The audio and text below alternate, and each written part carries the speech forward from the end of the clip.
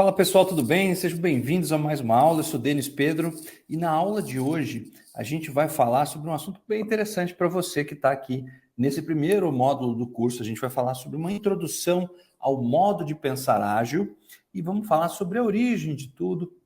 O primeiro conceito que a gente vai estudar juntos aqui é o manifesto ágil. Por que eu chamo de introdução ao modo de pensar ágil? A gente, quando vem do mundo da gestão ou da gestão mais tradicional, alguns conceitos para nós na agilidade são um pouco diferentes do que a gente está acostumado. Então, por exemplo, a gente lidar com equipes autogerenciadas, a gente lidar com uma comunicação franca, clara, aberta, transparente, nem sempre é algo que é praticado nas empresas mais antigas e coisa e tal. E no mundo moderno, a gestão ágil está sempre em voga. E você, que é gestor, precisa aprender essas técnicas para você liderar adequadamente seus times, obter bons resultados, especialmente uma equipe motivada que vai fazer você chegar lá, porque sem equipe a gente não chega em lugar nenhum, não é? E com uma equipe forte, você com certeza vai ter resultados melhores. Então, eu estou aqui para te preparar para essa coisa dessa mentalidade ágil, de você ter esse raciocínio mais voltado para esses novos conceitos, e eu vou te apresentar aqui o que a gente chama de manifesto ágil.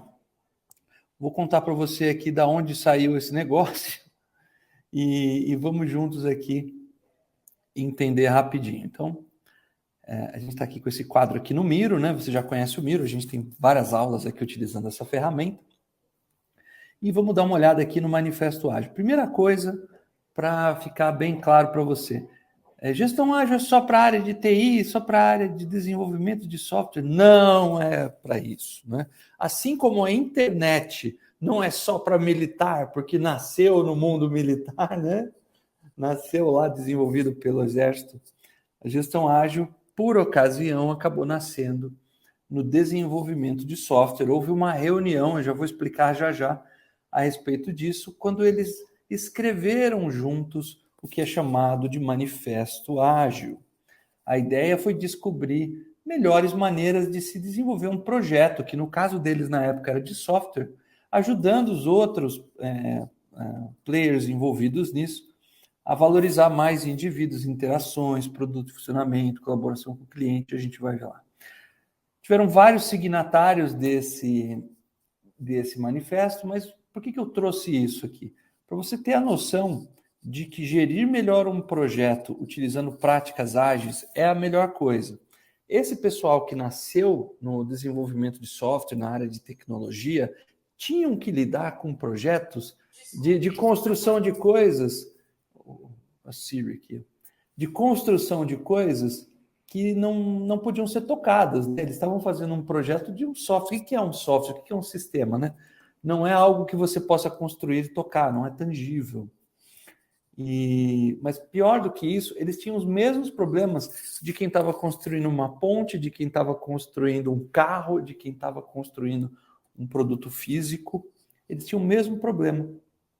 E ao aplicar esses métodos ágeis na condução de qualquer tipo de projeto, você vai ter os mesmos benefícios que eles tiveram. Vamos dar uma olhada aqui no que foi essa origem, esse grande movimento ágil que começou a tornar a agilidade mais famosa no mundo. O Manifesto Ágil ele foi originado numa reunião que aconteceu entre os principais gestores de projetos da época. O efeito dele, isso já tem bastante tempo, dura até hoje, no sentido da gente priorizar certas coisas que foram escritas por eles lá, e os princípios do Manifesto Ágil se aplicam em qualquer uma das áreas. Você vai perceber que o Manifesto Ágil nada mais é do que a aplicação prática do bom senso. Denison sempre fala isso. E o bom senso é você priorizar as pessoas, priorizar qualidade, ao invés de burocratizar. Então, eu poderia colocar em termos, de modo resumido, que o Manifesto Ágil é a antiburocracia da gestão dos projetos. Vamos dar uma olhadinha aqui como é que foi. Eles se reuniram em Utah, numa estação de esqui em 2001, isso já tem mais de 20 anos. E aqui estão os signatários, aqui a foto dos caras, aqui, ó. Entre eles, Tem alguns mais famosos, como Jeff Sutherland e o Ken Schwaber, que foram aí os inventores do Scrum, por exemplo, que é um dos métodos ágeis mais famosos que tem. E em fevereiro de 2001, eles se reuniram lá numa estação de esqui e esses 17 pensadores acabaram escrevendo um manifesto ágil. Está aqui a foto dos caras. E isso foi um movimento que acabou dando origem aí à gestão ágil. E o que diz o tal do manifesto ágil? Eu resumi aqui para ficar bem claro para você. E que é o seguinte: você tem acesso a esse quadro, tá bom? Está aqui na aula. Indivíduos e interações, mais que processos e ferramentas. No passado, era muito comum a gente ter projetos extremamente burocráticos, trabalhos que demandavam formulários. Você tinha que usar formulários em carbono. Quem é mais antigo aí já viu que são formulários que você escreve numa folhinha e ela fica escrita embaixo. Era super burocrático. Para você alocar alguém no seu time, colocar alguém na sua equipe, era muito difícil. Era uma coisa mais... O batimento do ponto era mais importante do que atingir o resultado. Enfim, isso travou muito na gestão de projetos. Então, uma parte do que os signatários do Manifesto Ágil colocaram foi de priorizar mais as pessoas, mais a conversa, mais a interação do que a burocracia. Outra coisa foi de responder às mudanças mais do que seguir um plano. Naquela época, no início dos anos 2000, era muito comum a gente seguir cronogramas. E se você desviasse um pouquinho do cronograma, você era um mau gestor. E o projeto certamente ia dar errado e coisa e tal, porque a mentalidade da época era que naquele cronograma você tinha o poder de prever tudo o que ia acontecer no projeto, do começo ao fim. A gente sabe que é impossível fazer isso. Haverão mudanças, né? É o que dizem, né? A única certeza que nós temos na vida é que as coisas irão mudar. Não dá para ter certeza de nada. E, portanto, o Manifesto Ágil incluiu isso, de procurar responder às mudanças mais do que ficar presos a um plano. Porque, às vezes, a mudança é requerida pelo próprio cliente. E quando a gente está com o foco em gerar resultado, é mais importante do que de seguir estritamente um cronograma. Outro ponto que eles colocaram, de produto em funcionamento mais que documentação abrangente, naquela época pegava muito de você ter uma documentação muito extensa, seja para justificar o trabalho ou seja para documentar o que você estava entregando. Isso impactava diretamente na produtividade. E então não é que eles desprezavam a documentação, mas eles priorizavam a entrega dos produtos. E a colaboração com o cliente mais que negociação de contratos. Muitas das vezes, nos contratos fechados entre os gestores, o movimento de você explorar bons resultados numa negociação com o cliente, que tem que haver, você tem que ter uma relação ganha-ganha, não uma relação de exploração, mas naquela época era muito comum o cliente encomendar uma caneta e depois ele falava, poxa, eu percebi que eu preciso de uma tampa. E ao invés de negócio óbvio, né, o projeto era paralisado, voltava-se numa fase muito preliminar de negociação, perdia-se tempo, hora, tecnologia e por aí vai. Então, como princípio, como um valor por trás de tudo, o Manifesto Ágil incluiu que é mais importante você colaborar com o cliente do que você impedir, colocar barreiras que impeçam essa boa negociação. A gente vai dar uma olhada em cada um desses tópicos agora. Vamos ver aqui, ó, indivíduos e interações, mais que processo e ferramenta. Ponto como gestor ágil que eu quero que você aprenda, a matéria-prima mais importante para você como gestor são as pessoas que trabalham com você. Reuniões que você faz, sejam as reuniões do Scrum, as reuniões da sua empresa, as reuniões que você já participa e seu time participam, elas apenas organizam ideias, elas enquadram assuntos em pautas, mas o mais importante é a interação, é a confiança que eles têm em você, é a clareza com que você vai se comunicar. A gente vai aprender muito isso ao longo aqui do curso. É a forma como você transmite informação, usando gestão visual, por exemplo. Você vê que tudo se conecta.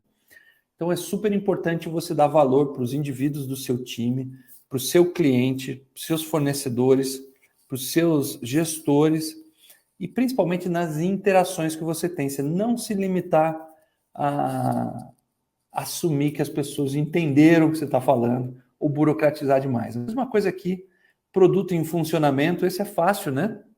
da gente entender que é melhor você ter o produto funcionando, cliente feliz, e depois você pode fazer um foco maior em documentação, burocracia, etc.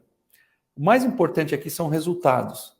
Não quer dizer que você não precisa documentar nada. Claro, às vezes, o produto do seu projeto é só documentação. Ou, se você trabalha, sei lá, no segmento farmacêutico, a parte de documentação é parte da entrega. Aqui, o ponto que eu quero que você aprenda é que o mais importante é o goal que está ali. Eu até desenhei um goal ali. É o resultado, tá bom? Não se deixe levar por, eu não vou entregar um resultado que o cliente espera, porque ainda tem um caminho grande burocrático para cumprir. Então, isso aqui é só a mensagem por trás e você adapta à medida da sua circunstância.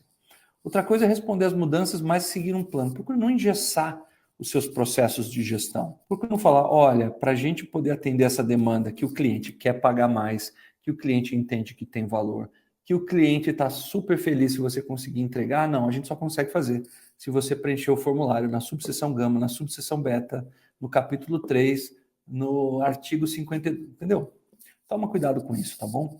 Seja ágil para responder às mudanças, adapte-se às mudanças como se você estivesse aí contornando os cones numa rua com o seu carro, beleza?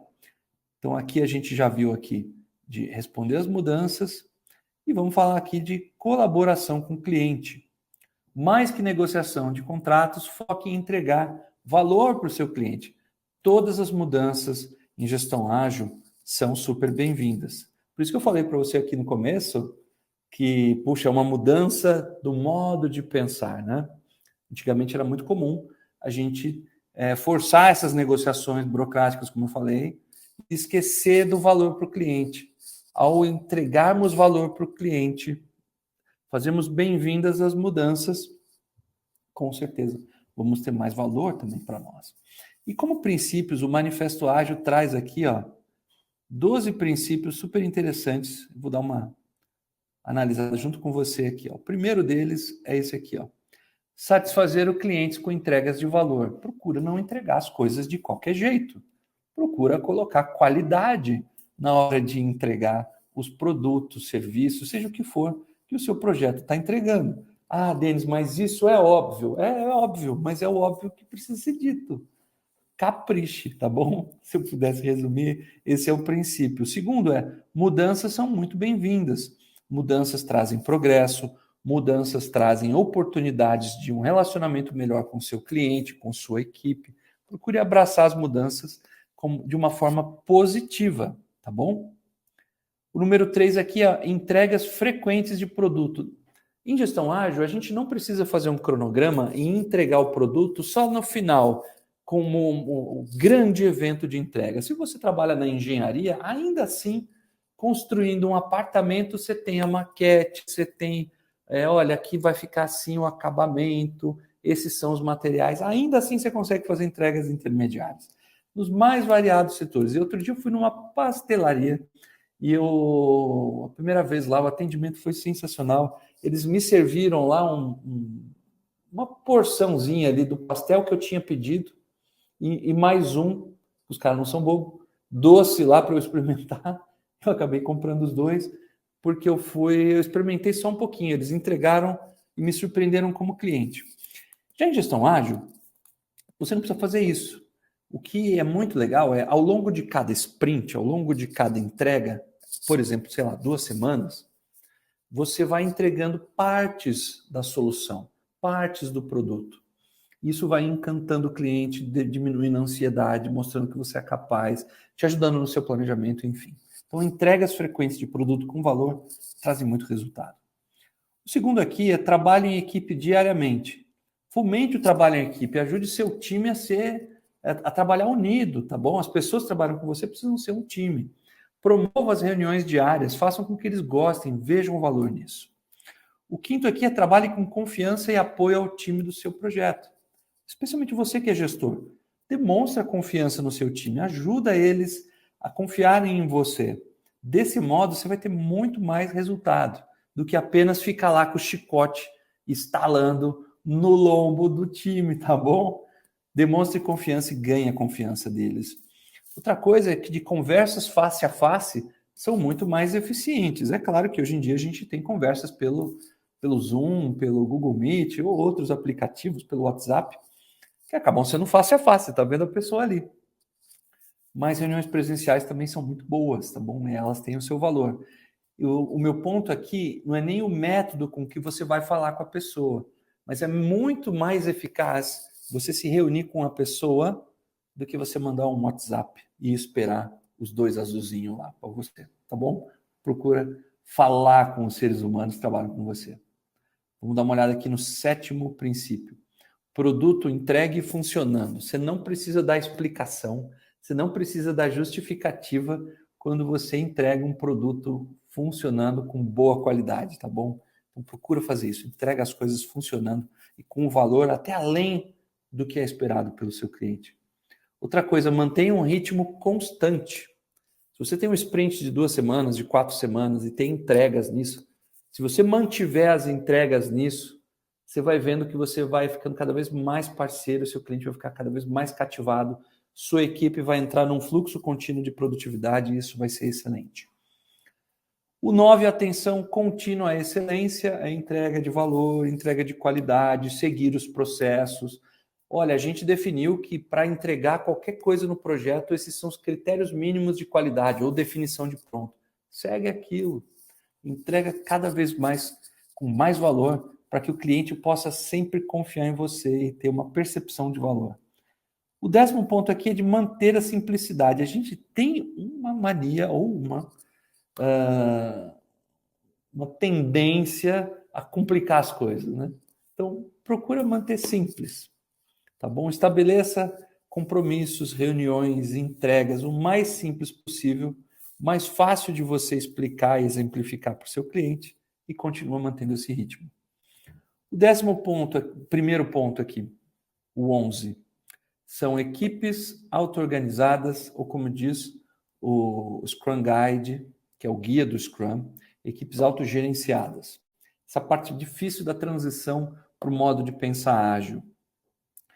Quando eu comecei como gestor ágil, a minha pegada lá era de que eu era o chefe, eu tinha o chicote e eu instalava ele e todo mundo tinha que me obedecer.